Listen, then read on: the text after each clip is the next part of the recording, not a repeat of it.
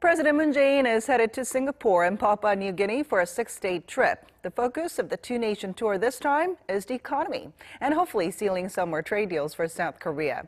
Our Shin Se-min is traveling with the president and follows this report.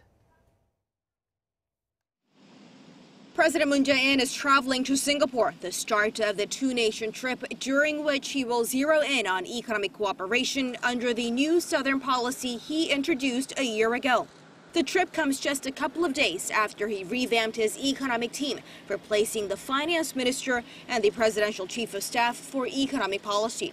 From the 13th to the 16th, the president will be in the city-state of Singapore, attending summit meetings related to ASEAN, like the Korea-ASEAN Summit and the ASEAN Plus Three Summit, which includes Korea, China, and Japan, and the East Asian Summit.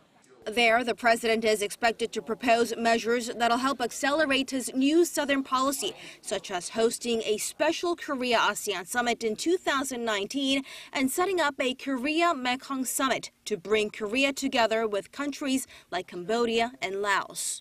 On the last 2 days of his tour, from the 17th till the 18th, President Moon will be in Papua New Guinea for the Asia-Pacific Summit, which brings together 21 countries from the Pacific Rim.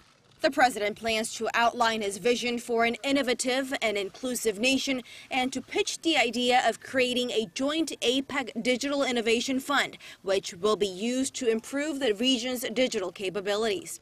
The president will also be squeezing bilateral summits in between meetings, trying to bring the international community on board his drive for peace on the divided Korean peninsula. With this trip, the Moon administration hopes to establish complete denuclearization and lasting peace on the Korean peninsula by improving the international community's understanding of our North Korea policy and firm up our base of support.